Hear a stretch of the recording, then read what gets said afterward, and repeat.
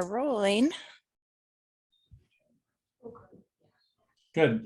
Thank you, everyone. Good morning, and welcome to our federal and state financing session. This and then next week are our two final kind of sessions that we have in our large group. And then we take 2 weeks for the community planning. And here's Joanne. Welcome, Joanne. Make my morning. That's good.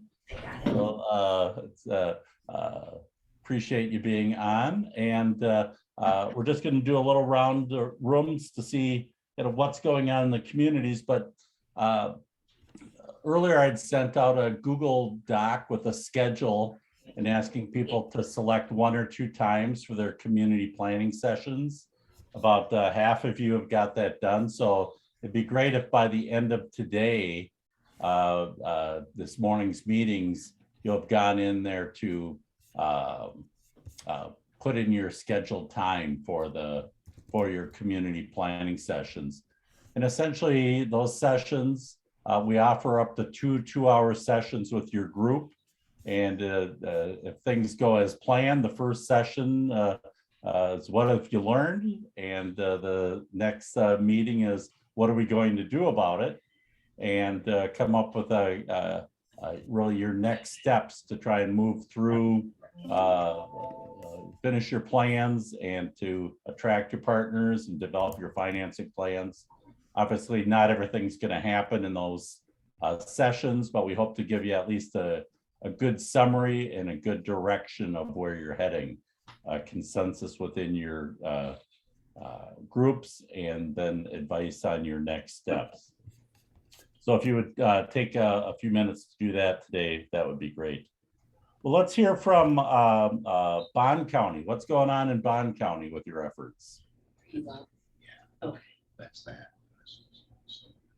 We had a good opportunity to meet with a local co-op here last night, and some good discussions are starting there. We will continue those discussions and see where they go from there.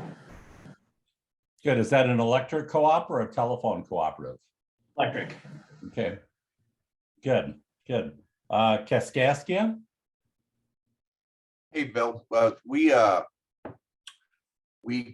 sent out our invitations to meet with ISP providers. Actually, we sent out invitations to 9 ISP providers with a doodle poll, for having them select an hour time period for August 9th to meet with us on individual sessions. We will meet the first meeting virtually, but that's kind of our update. What we have done is just developing that letter and sending it out to the appropriate individuals. That went out yesterday at about I want to say 12:30. Okay. And how's your survey proceeding? It's I think we're pushing over 500 responses. I think tomorrow is the last day. Have not checked it this morning, but I'm pretty pleased with the feedback so far, thanks to the hardworking people in that room. Okay, good. And Kankakee County? We've been meeting with our county board, the leadership there, to start some discussions on this process and project. We did send out survey or the questions to the providers. Actually got one back already. Then we're going to do follow-up interviews with them after we've reviewed the answers to their questions. Have not checked on our survey results since last week, but they were a little light. So I'll probably get to that today or tomorrow and see where we're at on that.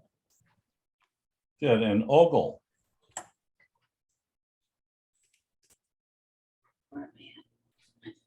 We're on. Oh, we're on. Okay. Ogle. So we've done pretty good. We had a little struggle. We still continue to have a little struggle getting our surveys back.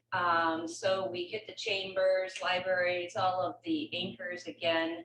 Putman has done really well in regards to getting their surveys out. We do have all of our ISP addresses now, so that's very encouraging for all the counties and for the economic development team. And we just continue to move forward, and hopefully we're going to start talking to some vendors. Good. Well, thank you. and Peoria Woodford. Good morning. Our surveys look really good. They're still open. We'll be closing them at the end of this week, but Peoria is over 1,200 responses, and Woodford has over 700 responses. One of the things, and Nancy knows this really well, that we're relying on social media, which is wonderful, but we're getting a lot of looks and folks that aren't necessarily following through. So there needs to be some cleanup of that data, but those are our touches right now, which I think my impression is that this really starts a conversation, builds awareness of the need and the issue, regardless of whether they actually completed the full survey or not.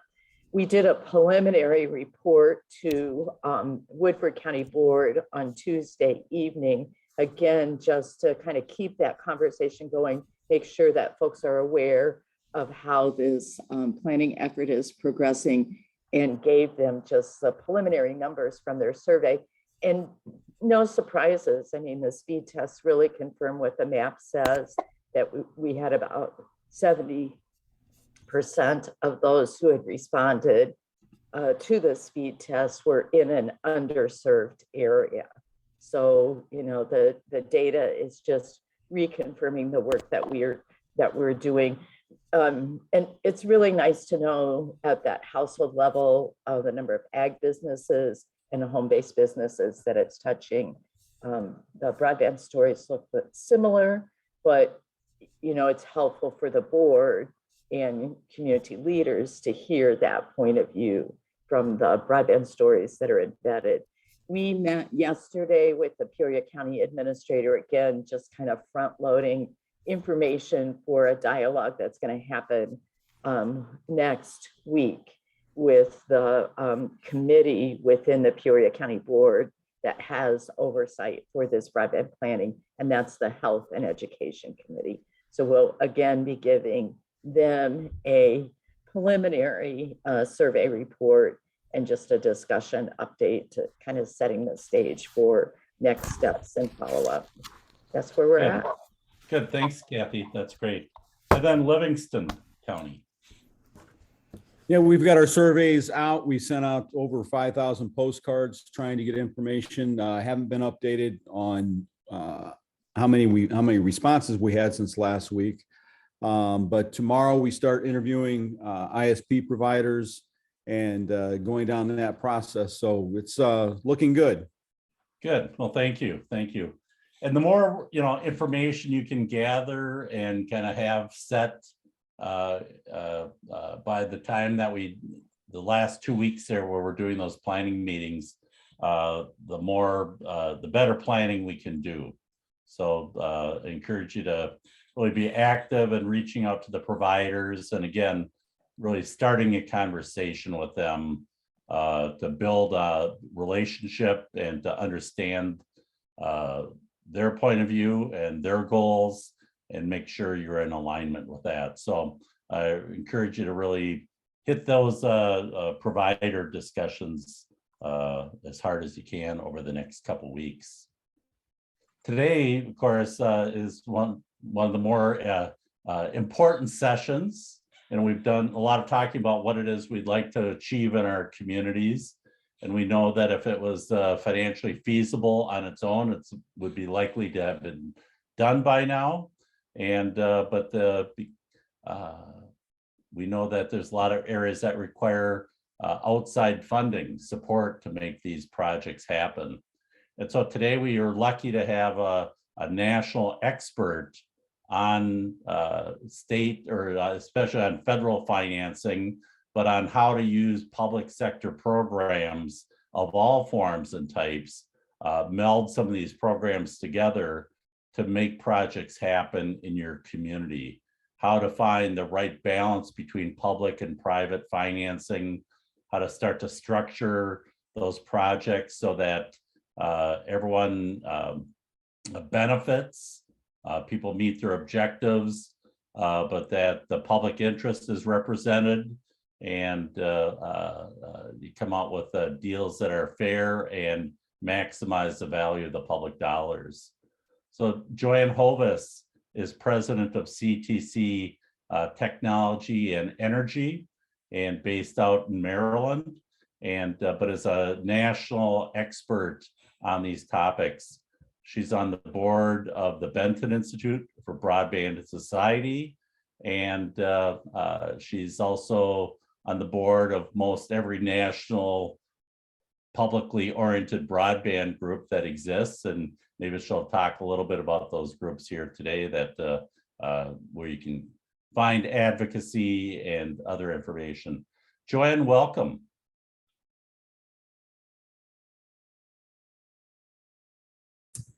Thanks, Bill. Good morning, everyone. Pleasure to be with you. I have some slides that I will share with you and hopefully some useful content as you are all thinking about the planning you're doing. But before I launch into the slides, let me maybe provide a framework for the funding moment and the funding opportunity that is hopefully helpful. I also welcome comments or thoughts, particularly if I'm covering ground that you all have already covered extensively. So don't hesitate to let me know through the chat or otherwise, as Bill prefers. And Bill, I hope you will do the same so that these comments are hopefully as useful as possible to all of you. So I would offer this as kind of a big picture framework. As you think about access to resources, I would think in terms of multiple phases in your planning. There is a very immediate phase with regard to both state and federal funding sources. And I'll leave the state part aside, because I believe you have the ultimate resource on that, who is going to speak after me, and I'll speak to the national picture. So the immediate set of opportunities, and I'll share with you what those are, what the timelines are, and what I would recommend you be doing starting today if you're interested in those opportunities. But then there is also two sets of processes for the medium term that you should also be extremely aware of. And one has to do with federal funds that will flow through the state, where there's going to be a massive 2.5-year planning cycle that begins probably toward the end of the summer or in the early fall. And the last one has to do with a competitive set of grant opportunities at the federal level that will emerge only in 2025.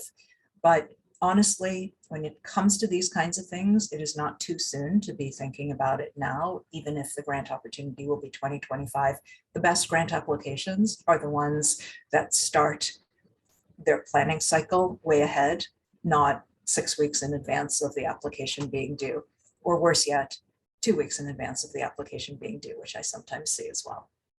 So that's the framework for what I'd like to share with you. And let me start with the two immediate opportunities as you think about whether your communities or your consortia of communities, or you as communities in partnership with your private sector partners, are ready for these two opportunities. The first one is a middle mile grant program that is being administered by NTIA, the National Telecommunications and Information Administration, in the Department of Commerce. And the second one is a last mile opportunity that is being administered by RUS, the Rural Utilities Service within the Department of Agriculture, both representing really interesting opportunities, I think. Let me put a framework on both of them, which is with certainly on the RUS last mile opportunity, which is called Reconnect, the Reconnect program. This is going to be for rural communities. If you are a town or a city that already has cable broadband, you're not going to be eligible for it, and put that one aside. But if you are a rural community that has areas that are unserved with broadband of 25 by 3 or even 100 by 20, this is potentially an opportunity for leveraging funding from that particular program. And I'll go through the highlights of that program really quickly. This is an established, exceptionally well-administered program run by RUS. It is going into its fourth round, has received substantial funding from Congress for this fourth round of funding. And it will focus on areas where there is no broadband at all. Public entities are eligible to apply, as are private entities. What RUS is really interested in is, are you capable, experienced, and financially sound?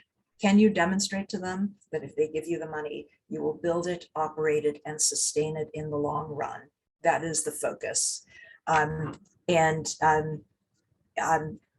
Bill is asking me about my slides, and I do have them. I should take a moment to pull them up while we're talking. And let me just take 1 minute to find them.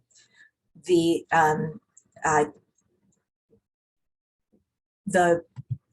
key thing I would say about the RUS funding opportunity is that this is a program that is extremely rigorous in its analysis. But if you have any unserved areas and you yourselves are capable of building and operating a broadband network, and or you have a partner who's capable of doing so, this is a really solid opportunity with a solid funding agency to get that project funded. And here is some detail about it. And I will share all of these slides so that you have access to all of them as soon as we're done with this, this event. And I'm just trying to increase the size of the slide here. The screen giving me a hard time. Give me just a moment.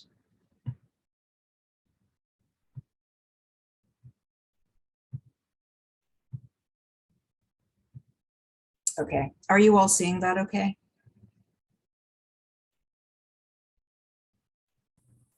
Yes. Okay, all right, Oops. excellent. It just So- switched back. Oh, there we go. Oh, yeah, sorry about that. So a few quick pictures on this particular program, which is that we are expecting, we don't have a definitive date yet, but what the agency has suggested is that they are likely to put out their notice of funding opportunity in the early fall, and that the applications would be due most likely late this year or very early next year. This is something that I would recommend that you think about, even if you feel you may not be exactly ready to file this particular application. You have time between now and when the applications are due to do that work. But even if you, in the end, choose not to apply for this, or you apply and you are not successful, the work done to define the project, to build collaboration with a private partner that may have the abilities to execute on this project, and to develop the data of your community that has regarding where the needs are, the fact that you are unserved, and that there is a market of folks who will be willing to pay for service there such that the network can be sustained. All of that work done will be incredibly valuable for future processes, because as we go into that 2.5-year planning cycle that I'll describe in a few minutes related to the IIJA broadband programs, this is information that will have all these ancillary and additional uses that you can use to protect the interests of your community. First, to make sure that you are providing data to the state and the federal government about what areas are unserved. So you're participating in what the FCC is building in terms of a challenge process to make sure that all unserved locations are accounted for as the money gets distributed to the states out of the IIJA. But also the business planning you're doing and the strategic planning you're doing, either as a community or in partnership with a private entity, will then be usable. It'll be the foundation for a grant application potentially to the state, as well as advocating to the state for your needs during this planning cycle that will end in what's likely to be a grant opportunity with the IIJA funds flowing through the state so that you can apply for those funds to serve your community. Stated otherwise, and perhaps a little bit more efficiently, any work you do on last mile planning in unserved areas now will pay dividends down the road, because even if you're not successful under the Reconnect program, you are likely to be under successive programs. And that is one of the reasons why I think if you have unserved areas, it is well worth putting some energy into analyzing this opportunity right now. There's more detail about what the opportunity looks like. I will have it all in the deck, but it's a primary focus on infrastructure and in unserved areas with the new broadband standards of focusing on deployment of high-speed infrastructure in areas that currently do not have infrastructure at all. So let me stop there for a minute and see if there are any questions on Reconnect before I go into the middle mile opportunity. Joanne, I have a question about the ability for somebody to purchase an existing system with these funds. It says up to 4 existing networks. Have you seen that, examples of that happening where, I don't know if an incumbent provider says, hey, or you can have borrowed DSL stuff, you know, just give us $1.50 or something for that. And have you seen that kind of project? So not with regard to DSL, Bill, because for the most part, those DSL networks don't meet the requirements for the new network. But in my experience, what is anticipated there is that there may be places where bridges need to be made between pieces of the network where leasing dark fiber or purchasing some existing infrastructure that might even include pole infrastructure or conduit infrastructure for placement of fiber is acceptable. In other words, 100% of this does not have to go toward new materials. Some of it could bridge pieces of the network through existing infrastructure. And that can be part of the planning effort to get to the most efficient outcomes. But at the heart of it, really, it's about taking those unserved areas and trying to figure out what is it going to take to fill those particular areas. I think that that existing infrastructure piece that contemplates in incredibly rural areas, more rural than we had for the most part in Illinois, where there might be need for dark fiber leases on long haul runs. I'll give you an example of where I've seen that in rural parts of Oregon, where a county the size of Connecticut has 4,000 or 5,000 residents. The USDA will fund the fiber to the premises network in the small town in that county, but connecting that fiber to the premises network to the internet backbone is an incredibly expensive proposition, and that's some of what is contemplated there. Okay, thank you. Isn't the other thing I'd say is that USDA loves existing providers much more than new providers. Is that? Yeah, I think that's good guidance, Bill. USDA RUS is an extremely conservative grant-making entity. It is experienced, it is tested, it is risk-averse. It will want to see a grant application come from an entity with the financial, technical, and managerial qualifications to really execute. And if it is an existing provider with a track record, that does it. A municipality that has not done this before, I think, is going to have a hard time getting funded by USDA, but one that has experience, that has already been a provider and has that same track record and wants to expand its network, then I think USDA would look with favor upon that. But this is not an opportunity for startup entities. That, by the way, could be very different to what we see as we go into this planning cycle for the IIJA funds, because the states are going to be able to determine their priorities in that regard. And it's very possible, I think, that many states will say, we want to empower new startup entities that are based in the state, and we want to create preferences for them. And they will have the flexibility to do that, to build those parameters into their grant programs, they will have the flexibility to prioritize public applicants. As for example, the state of Vermont has actually made it so that only public entities can apply for its funds, although they can partner with private entities. What we anticipate is there will be a lot of variation in that regard. With USDA, there's not variation. Established, tested, conservative applicants are what they look for, low risk. But all of that said, it's a fine place to start doing your planning. Apply there, even if your chances are not high, but understand that any planning you do toward this program will not be wasted. There's more to come. Okay, now let me share with you on the middle mile front what that looks like, because I think that that is also another immediate opportunity and something to start thinking about. And there are some caveats around this one as well. And I'm going to open the deck again and share this with you.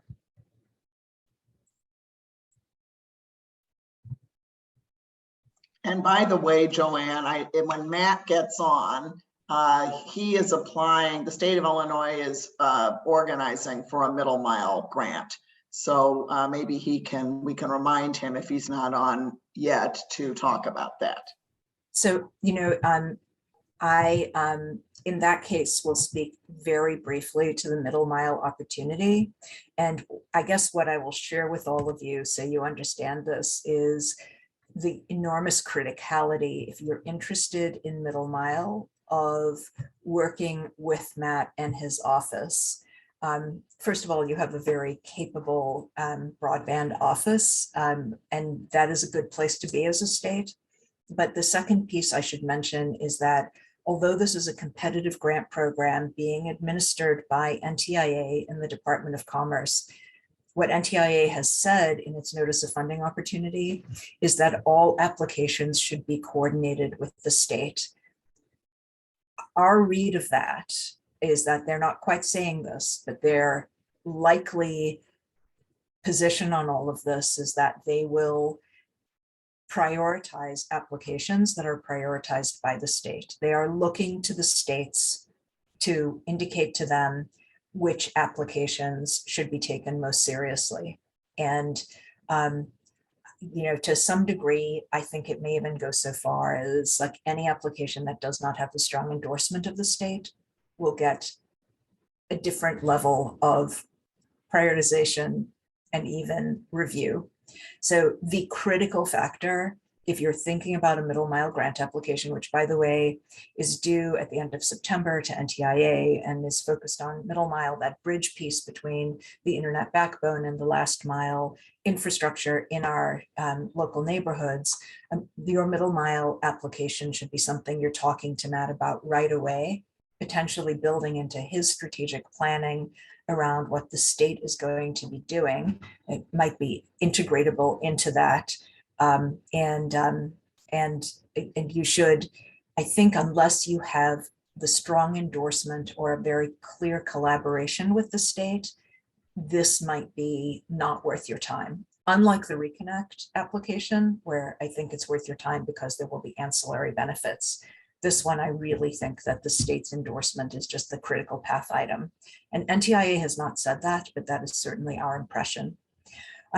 So this is an opportunity, though, if you are lacking that core infrastructure to make it cost effective and easier for last mile deployers to build in the last mile, this is the opportunity to get it.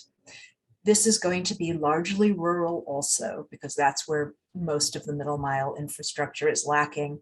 But middle mile by definition will bridge different kinds of communities and could include urban and suburban areas as well as the towns. In fact, it inevitably will, because it needs to connect into some kind of interconnection point, such as a data center, even if it's a small one in a smaller community. So I would say if you are looking at those kinds of needs and thinking about it on a regional or a super regional basis, this is the right program for you. But don't put a lot of effort in before you talk to Matt, and make sure that there is a solid opportunity for your application, given the the need for the state's substantial endorsement. Just so you have a sense of the timeline, the applications are due on the 30th of September. We expect very fast turnaround from NTIA of just a few months, which is really fast by federal standards, and then implementation over successive years. The good news on this, by the way, is fast turnaround. The big benefit of that is there is so much inflationary pressure on labor and materials for broadband projects in the current moment that getting started with buying equipment, buying materials, and securing construction crews sooner is a really good idea.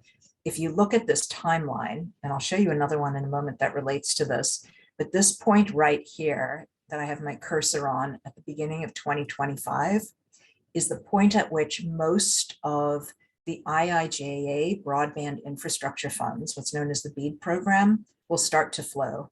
That's $42 billion in public funds, plus all the private match. So think about how much demand there's going to be for labor and materials in this timeline. One reason to engage on this middle mile front, but also frankly reconnect, is that if you get the go ahead and the funding to start building, or your partner does, in early 2023 or even mid 2023, you are 18 months out ahead of this, what we expect to be crisis levels of demand for labor and materials once the BEAD funds out of the IIJA start flowing. So I shared that with you just as a consideration as you all are thinking about the timelines and the advisability of these immediate programs.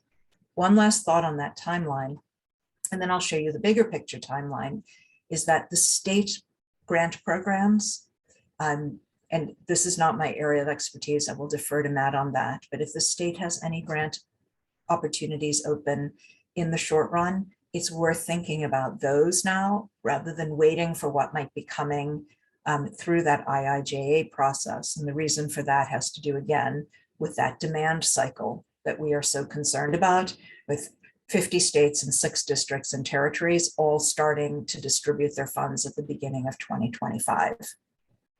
And I'm going to take a second to get your questions on this while I tee up the next set of slides. And Bill, is it okay with you if I go ahead and start answering questions? Yeah, absolutely. And I see one here in the chat about data source and expected workforce needs to implement the builds. I know that the state of Ohio has dedicated now, they've got their community colleges all geared up to do technology, broadband infrastructure training. Yep, this is true in most states. There is some level of planning underway in just about every state, and additional planning to come, because as the states enter into this 2.5-year planning cycle that will kick off in the early fall, and I'll describe for you all in a moment, the workforce elements of it are a critical piece of it. If you can get out ahead of those workforce needs, it is a really good idea, but we expect that your state will do substantial planning in the last quarter of 2022 and the first half of 2023 around the workforce needs that will be associated with the new construction that is coming as a result of this new federal funding that will flow through the state, as well as other funding, and will build partnerships and collaborations with multiple entities. That may already be underway in Illinois, and I just don't know about it. But I think you can assume it will be a big area of effort. In fact, that planning is required by the federal funders who are providing the planning dollars. Joanne, do you have a percentage of, like, if it's $1 million broadband project, what percentage of that is labor and what percentage capital?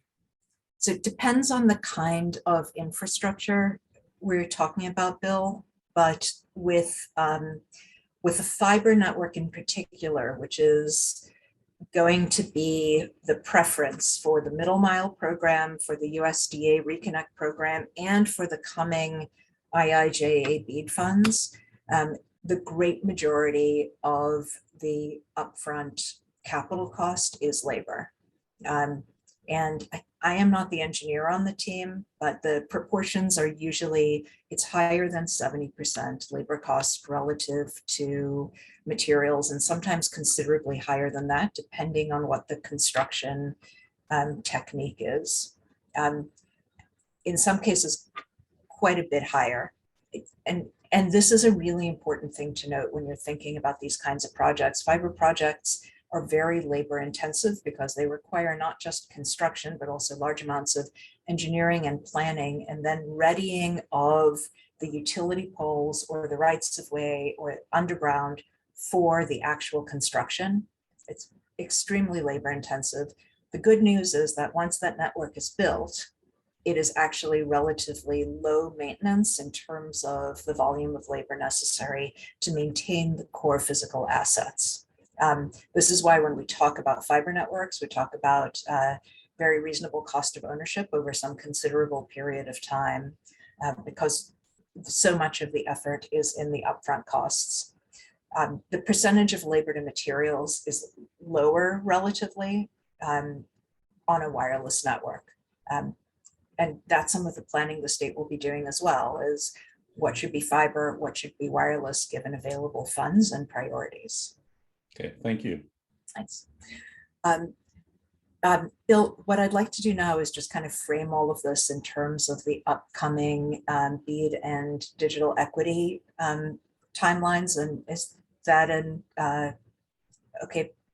Sounds good. Okay, if that's useful. Excellent. All right. I am going to share my screen again.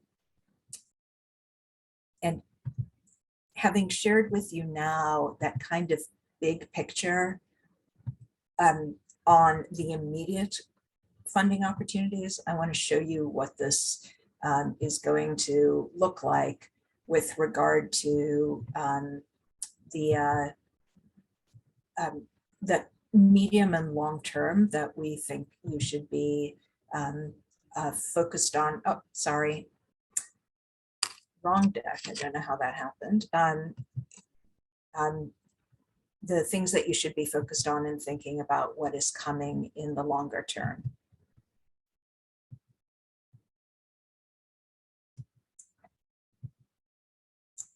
It keeps coming up this way. Apologies. I'm just going back.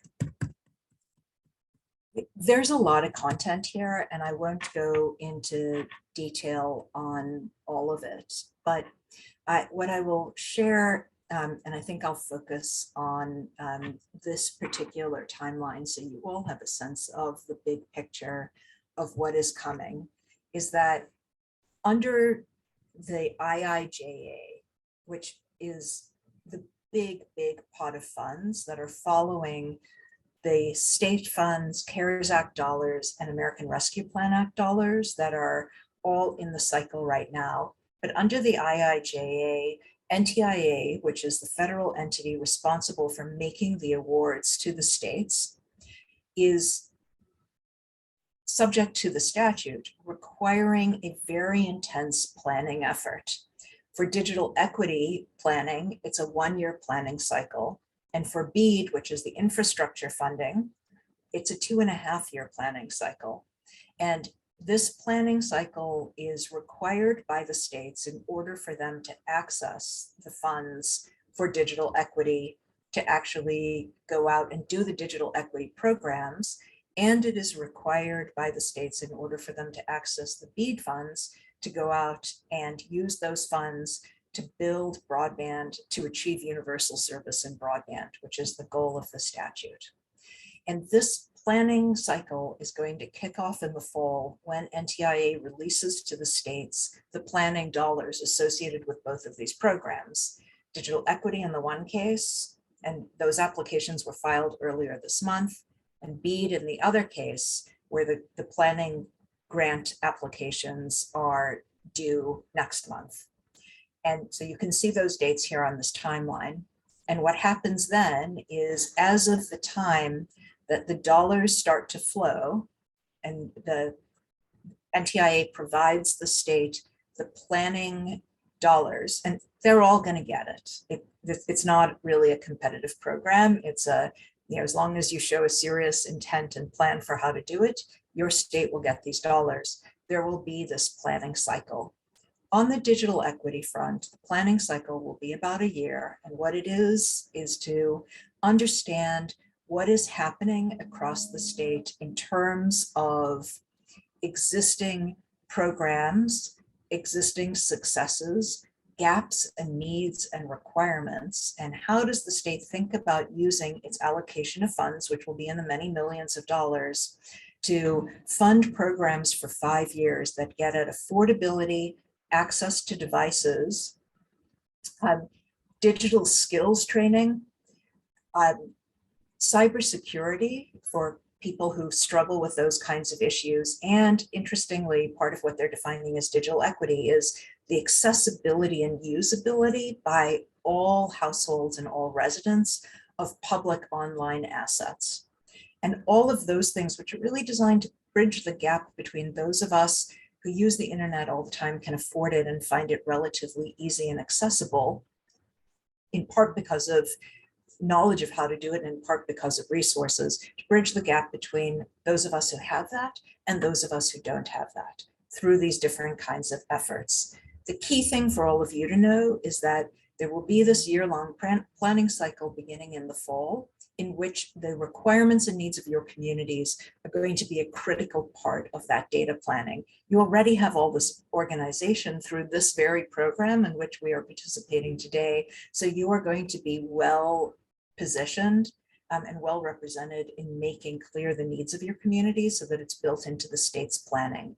Once the state is done with the digital equity planning, it will file that plan with NTIA, and once that plan is approved, there will be resources for those kinds of programs. And so that is why I say this is the kind of midterm effort, is making sure that the needs of your community are understood, that you know what kinds of programs you would like to have happen, where the gaps are that you want to fill, that you're able to participate in the state planning, and then leverage the funds through the state's plan after that plan is approved by NTIA. On the BEAD infrastructure side, it's a little bit more complicated, and let me see if I can find a slide that helps to simplify it to some degree. And I will share all of these, but this is the BEAD process flow, a simplified version, which is totally insane when you think about it. I mean, it's a remarkable amount of prescriptive bureaucracy that is being required by the federal government. But the way to understand what is going to happen on BEAD and how to represent the interests of your community is that there is going to be an extensive planning process that is going to also kick off in the fall and is likely to take somewhere between 3 quarters and maybe 5 quarters. And the vagueness has to do with the fact that there are 3 plans required by NTIA. I won't go into detail, but what kicks off the timeline on the second plan is when the FCC releases its map, and nobody really knows when that will be. So there is some vagueness, but generally, so that you understand it, the state will do an enormous amount of planning over the course of the last quarter of this year and all of next year that will result in a plan for not only understanding where the needs are, what is unserved, what is underserved, but also how to utilize all that funding. Where is the money going to go? Who is it going to go to? What is it going to build at each individual address? And what are going to be the requirements of that build and operations? And then in the subsequent year, once the initial plan is approved by NTIA, then the state will actually execute a grant program to determine where all that will go, who will get it and where, and will file the final plan with NTIA and get approval. That's toward the end of 2024. Now you see why I mentioned that early 2025, we expect enormous pressure on labor and materials, although hopefully the industry is gearing up for that coming. But that's what the planning cycle looks like. And from the standpoint of your communities, developing information, developing data, preparing to engage with the state, which is your most important partner in all of this, is what is going to set you up for what that looks like when they start, as they build a plan over the next year, make sure your needs are represented, but that you're then in a position to compete for those funds with your private partners or otherwise. There's a lot more on this, but I think I will stop there and make sure I can take your questions. And I hope I've not covered ground that you're all deeply familiar with. I hope this was a useful framework. Joanne, thank you. It's a little discouraging to think about all that planning and not enough construction, in the near term. So I think we should call Matt in. I know he's on the call, and because he's in charge of making all this happen here in Illinois, and he can talk about how this relates to the Connect Illinois funds that are already appropriated by the state. Welcome, Matt. Hey, Bill, great to join you. I'll try to follow the great momentum Joanne's created today. You're a tough act to follow, Joanne, but hopefully I can fill in a couple of the gaps with state-specific information. And so, first of all, thanks everybody for just leaning into this incredible opportunity with the Accelerate program. I've been keeping up in it. You've made tremendous strides over the previous couple months. With the Connect Illinois grant program, I think the real good news here is it lines up really well with the opportunities that Joanne just touched upon through NTIA BEAD and digital equity funding. And so folks may know we launched the program back in February of 2020. We had a state strategic plan for broadband. The following month, the pandemic hit. So the world's been kind of, crazy for the last couple of years. But the Connect Illinois program does line up really well with opportunities both through the BEAD infrastructure grant program and also with Treasury's capital projects fund. And so we've got 2 rounds of Connect Illinois under our belts. We're in the midst of round 3, which has $350 million from our ARPA capital project fund dollars in it. And we expect those dollars to keep us busy through the rest of this year and next year. And then you look at the timeline that Joanne had shared regarding the BEAD funds, and I think we're not going to skip a beat. We're going to be able to continue to push money through our Connect Illinois grant program. First it was state funds, then it was ARPA funds, and then it'll be these BEAD dollars. And so I think as we've discussed here today, the BEAD process is much more involved. It's really planning rich, which is good because I think the idea here is we want to make sure that we connect every last unserved location in the state while also pushing dollars out for underserved locations, community anchor institutions, and other key priorities. And so we have the time to do the planning, but I do feel like I work for NTIA now, and you'll be hearing me say that for a long time into the future. Very prescriptive. But that being said, I'm not complaining. These are historic federal funding opportunities we have. And so I think we're in a great position here in Illinois, having the great work of the Accelerate program, the collaboration with Benton and the university, of engaging communities, of planning and looking to take advantage of these windows when they open, whether it's, round 3 of Connect Illinois later this year, or if it's, round 4 of Connect Illinois, which may leverage BEAD funds.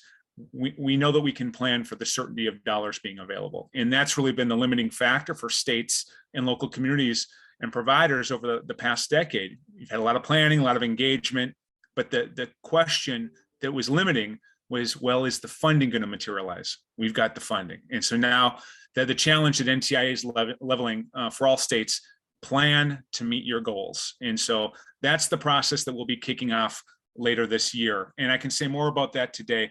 I have a slide deck that I can share as well that will kind of overview some of the work of the Office of Broadband and kind of drive towards the planning and the BEAD program. But perhaps we could just take a couple of moments on the front end and just address a couple of questions that came up over the course of the last hour or so. And folks, if you have any questions you'd like to get out right out of the gates, I'm certainly happy to take those before I share slides. But first of all, with the Middle Mile Grant Program, this is kind of the third, it's not the third wheel, but it's the third program that doesn't get as much attention as the digital equity or the BEAD programs do, but it's critically important. And for folks who know, middle mile access can be really vital for last mile network expansion in hard to reach areas. And so making sure that our state, any state, has the middle mile infrastructure it needs to invest economically and efficiently in last mile connectivity is really important. And so we put out a request for information in the spring, soliciting feedback from providers, from local communities, from broadband asset owners about their needs in the middle mile space here in Illinois. And so we've taken that feedback And we've done some internal analysis relative to our own needs at the state and with our Illinois Century Network. And we've started to reach out to those responders. And so if there are folks who replied to the RFI who haven't heard from us for a couple of weeks or even a month, we're actually planning on sending you a note here, hopefully later today, to follow up again, see where you are at in your planning process, and see what we can do in terms of merging your planning and our planning. The state is very interested in either supporting great applications or synthesizing one or more applications into a really good state led effort. And so that's a decision that we look to make here in the next week to 10 days, and really put our providers and others in a position to do really well in that middle mile grant program. The challenge, of course, is there's only $1 billion. And I say that knowing that $1 billion is a lot of money. But when you look at the need around the country and in the fact that it's going to get spread out pretty quickly, this is not going to be the panacea for Illinois. But nonetheless, I'm competitive. I think we all should try to put our best foot forward with these sorts of opportunities. And so we want to do the best that we can on that middle mile front. And so that's the middle mile piece.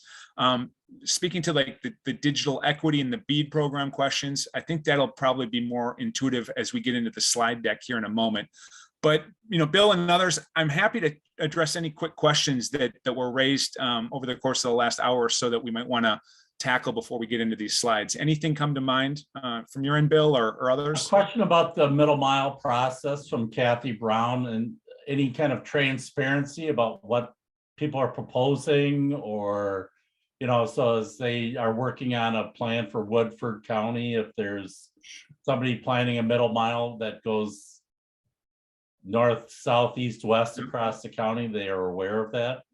Yeah, so what I would say is if you're on this call and you're interested in middle mile expansion, reach out to us and we can have a conversation about what's been either proposed to us or raised through that RFI process.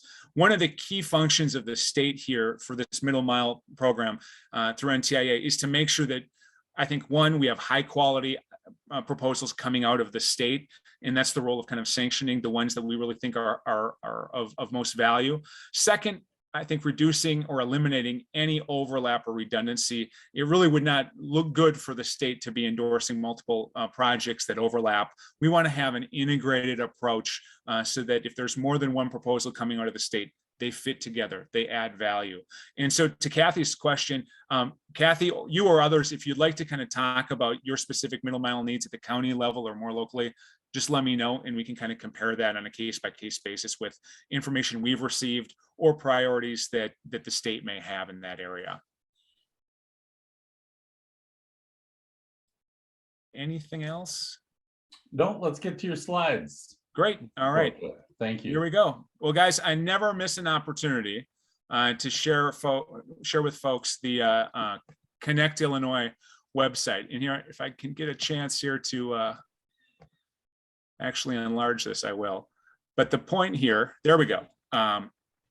One-stop shop for all things broadband. I think you've seen this before, so I'm not going to belabor this, but lots of resources on here. And this is certainly the case when it comes to mapping, to our engagement, digital equity programming, to our strategic plan, but also as you scroll down on the right horizontal menu to all of our broadband grant work.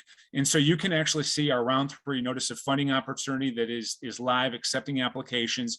We're going through an administrative rulemaking process right now. So that means we're not doing any of our merit review or mapping review right now, because we want to make sure that the rulemaking process essentially formalizes and affirms the approach that we've taken with the Connect Illinois program before we move forward with any future awards. And so we will accept applications. We'll also work with communities and providers and other applicants that want feedback on either round 3 of the program or their ideas for how to leverage round 3 funds. We'll have those conversations, those informal office hours, but we're not making any awards right now with round 3 funds, and we're not actually doing any of the merit review itself.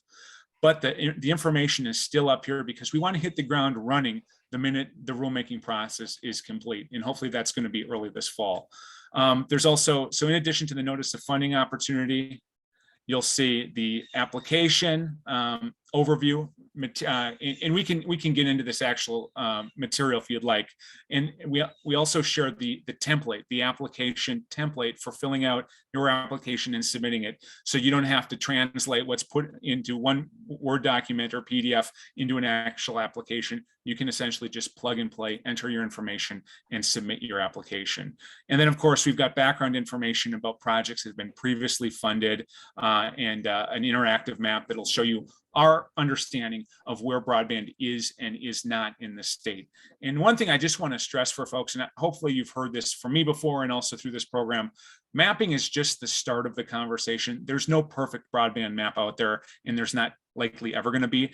It's a fluid environment, always investment being made. And so we want to empower our applicants to look to the map, use it as a guidepost, and then come to us with their best ideas. We'll go through a inclusive and open mapping review process to ascertain where broadband is and is not on a case-by-case basis for those areas where the mapping might not really settle the question of broadband grant eligibility. Just wanted to emphasize that point.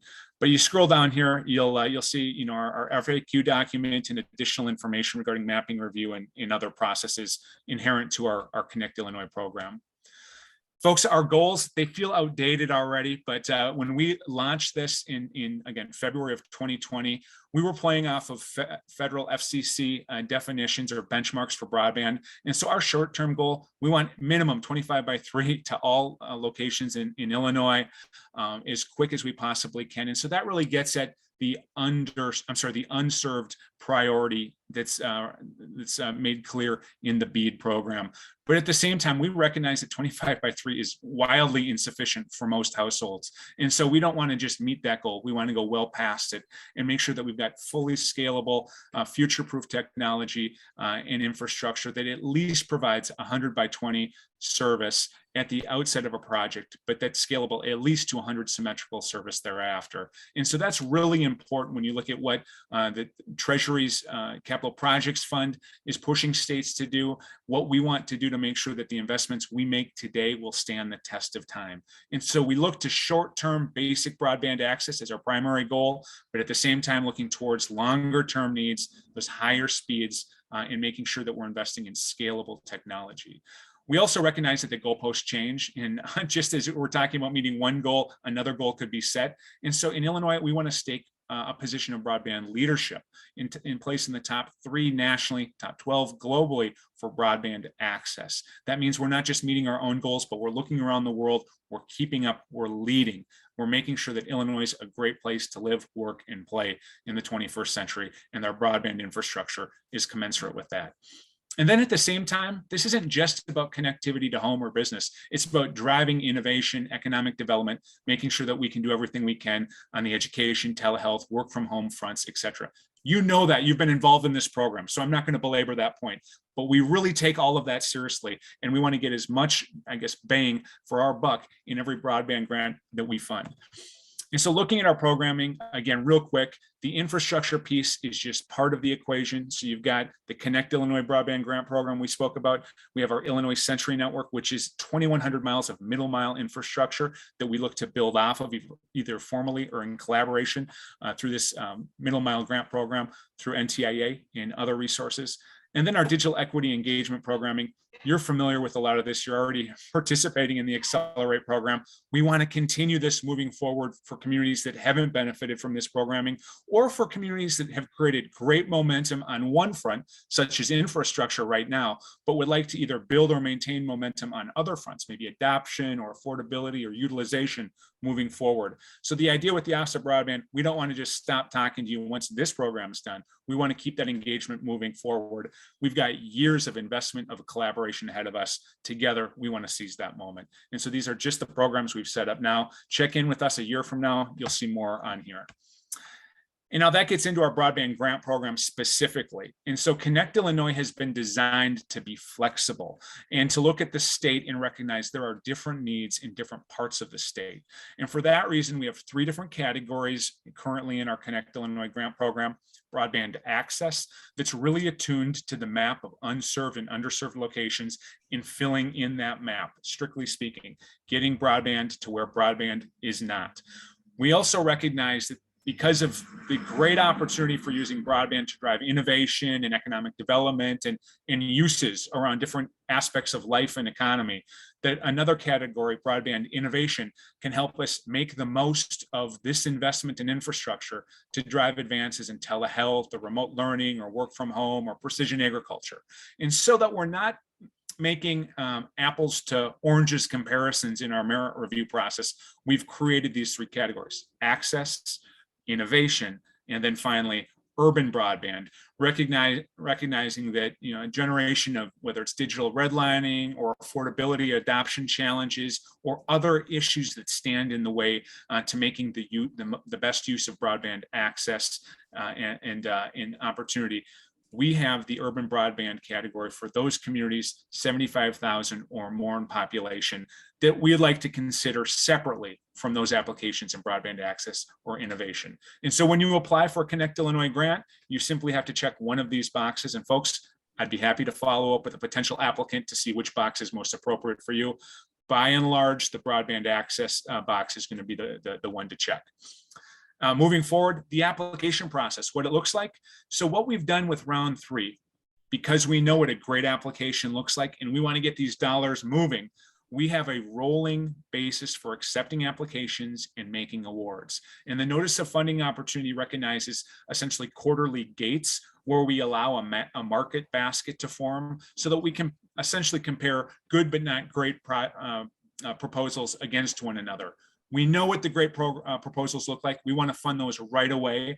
And so after as short as 4 to 6 weeks of merit and mapping review, we would like to be able to make awards for great projects on that rolling basis. And then likely over the next couple of years and beyond, making cohort-wide or market-wide announcements on a relatively quarterly basis. I hope that makes sense. Really great projects, we hope to award within 4 to 6 weeks of receiving the application. Good, but not exemplary projects, we'll let that market form, compare them against each other, and make those announcements essentially on a quarterly basis. And that brings us to the two pieces here, merit review and mapping review. This is really spelled out in the application materials on our website, but the merit review specifically speaks to the scoring criteria, looking at the strengths of the application, what's being proposed, do the financials match up? Is the applicant or the provider that's going to be involved got the chops, the wherewithal to do the work? Are we looking at a build that's looking to the future, that's going to solve long-term needs? Those sorts of questions go through our merit review process.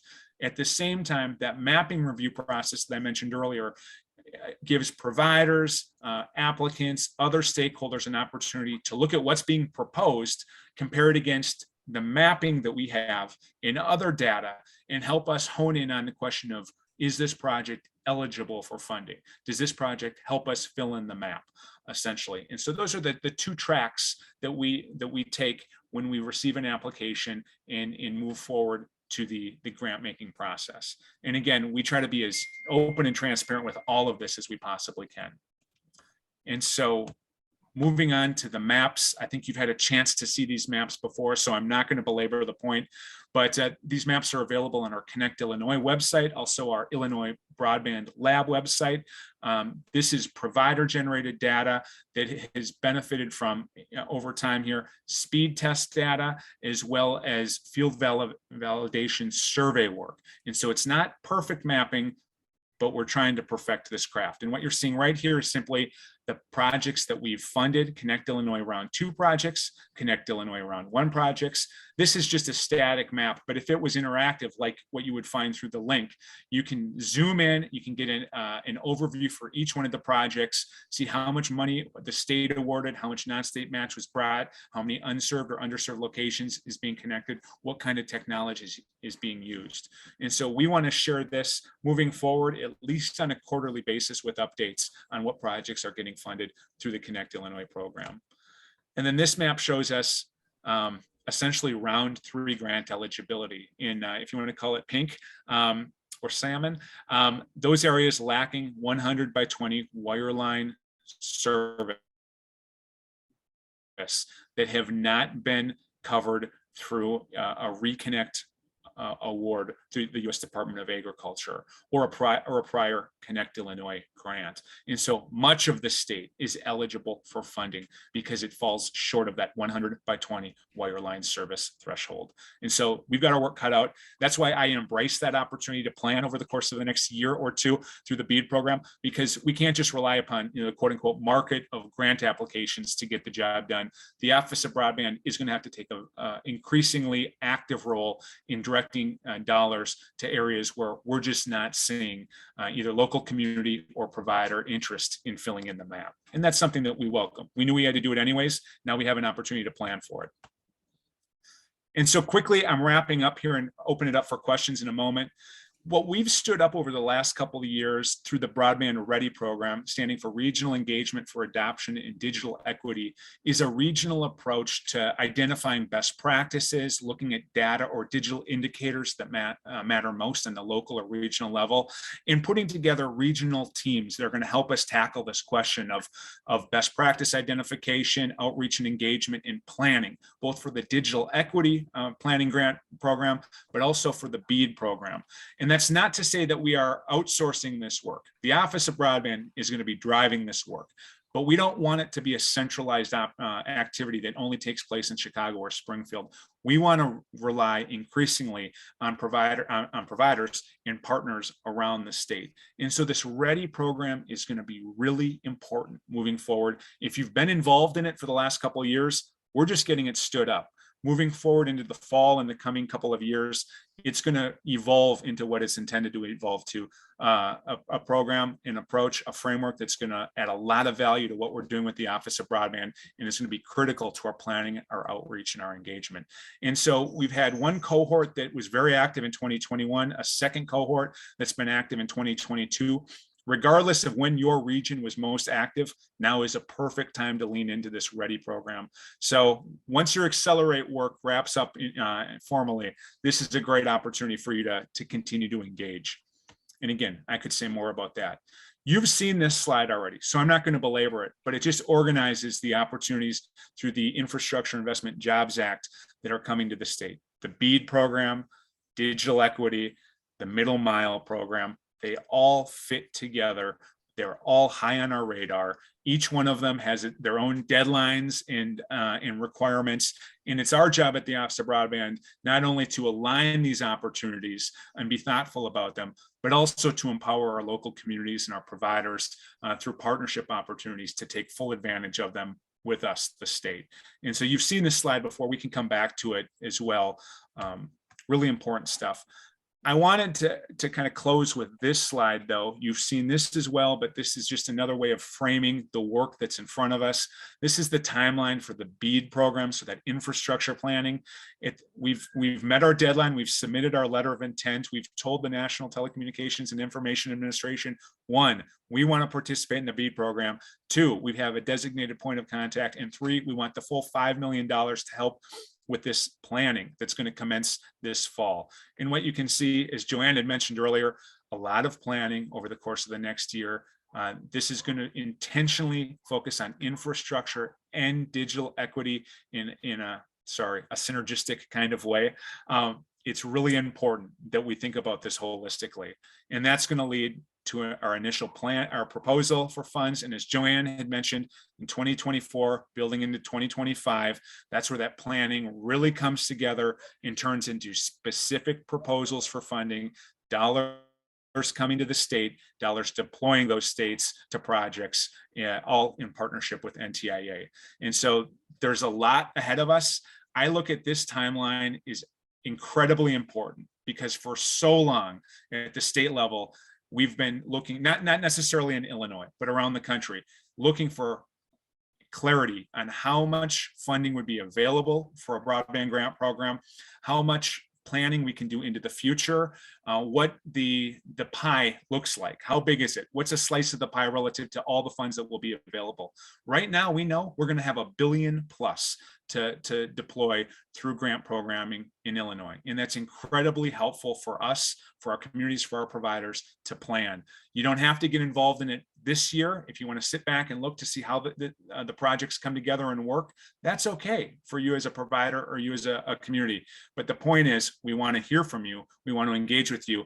And together we want to make the most use of this historic opportunity. And so we're early in this. I'm a baseball fan. This is the first inning. We've got a whole game ahead of us, but each step, each inning of this process is going to be critically important. And for those that want to engage with us, we're really interested in engaging with you. And so with that said, I just want to make quick mention, the Illinois Broadband Lab. It's a collaboration that we have between our broadband office, the University of Illinois system, and also the Benton Institute. This is increasingly going to be an important resource and platform for the planning, the engagement work that follows in the year ahead. And so this is the website here. You can go to it, Illinois Broadband Lab, .illinois.edu. You're going to see more and more on this site and around this effort moving forward, because this is how we're going to get the job done together in Illinois. So with that said, I hope I answered a couple of questions. Happy to stick around to answer any more. Thanks a lot. Matt, what's your advice for communities on Connect Illinois now? What's their Yeah. straightest path forward on working with a provider, getting funds for last mile broadband? Yeah, great question. And so we just have to just be honest with folks. I mean, there's a couple of things going on with Connect Illinois, and I think we're blessed that it's happening now and not in 2023 or 2024. First of all, we have hit pause with round 3 to go through administrative rulemaking. This was required of for the program by the General Assembly this last spring. I think it's a great opportunity for us to be able to share with legislators and other stakeholders the best practice model that we've stood up for state grant making, that is Connect Illinois. We're really proud of the program that we've stood up. It's going to work. It lines up really well with Treasury and NTIA programming and funding. So that's one piece. There's a pause in the grant awards, but we're still accepting applications and still engaging with applicants. So now's a great time to be thinking about round 3 of Connect Illinois. Secondly, in Illinois and around the country in certain states, there's a cost of taking a state grant, and that's just the truth. And so in Illinois, we have prevailing wage, we have the Illinois Works program, we have the business enterprise program and requirements. These are all really important things, but applicants need to understand A, that they're there, B, how to meet those requirements, and C, build them into your budgets. And so we are at the ready to help with potential applicants in understanding those requirements. The one issue that we've had, if you want to call it an issue, is just getting crystal clear guidance and an approach for prevailing wage education and enforcement. In Illinois, there's different entities that enforce on prevailing wage.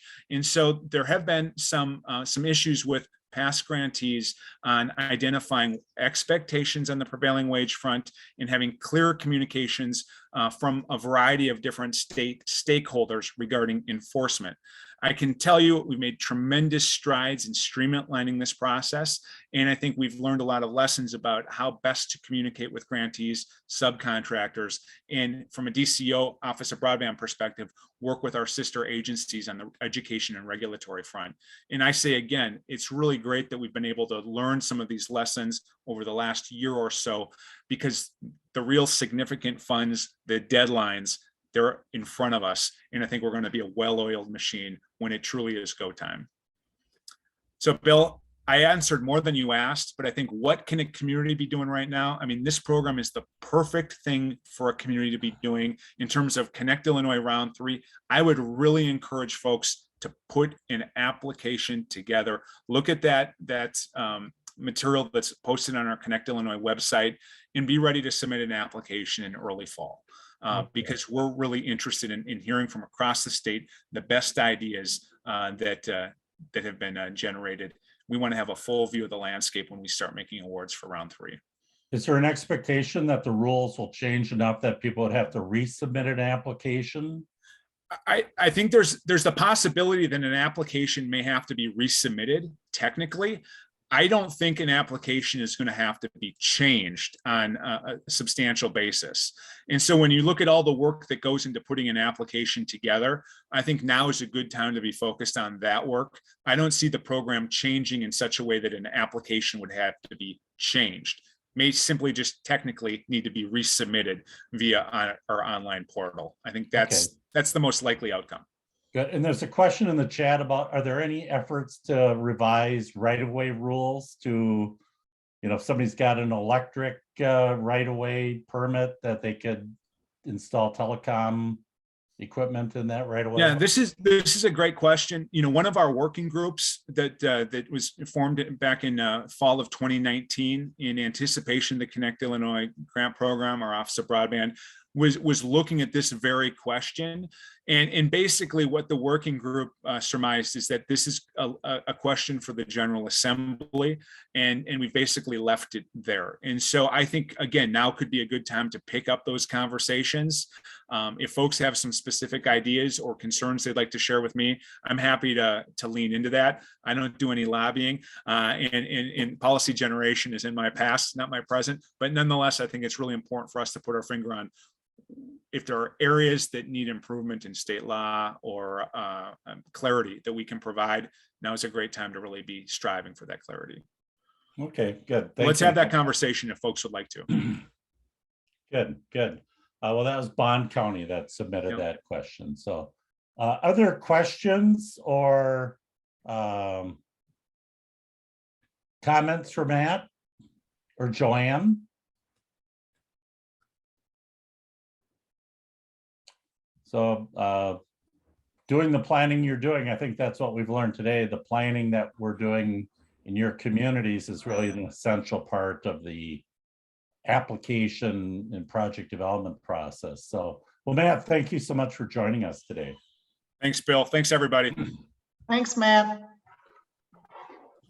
Good, everyone. Thank you, Joanne. Good. We're going to go into our breakout rooms and just for you guys to do your work, so anything on surveys, the provider interviews, make sure you schedule your broadband planning meeting. So take a look at that calendar. I'll put that, let me get that address again. And hold on a second. I'll put that in the chat before we go to the that's not it.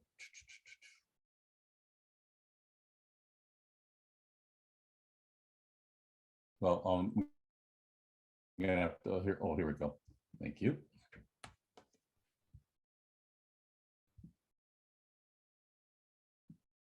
And here's the address for the for that planning meeting to schedule that.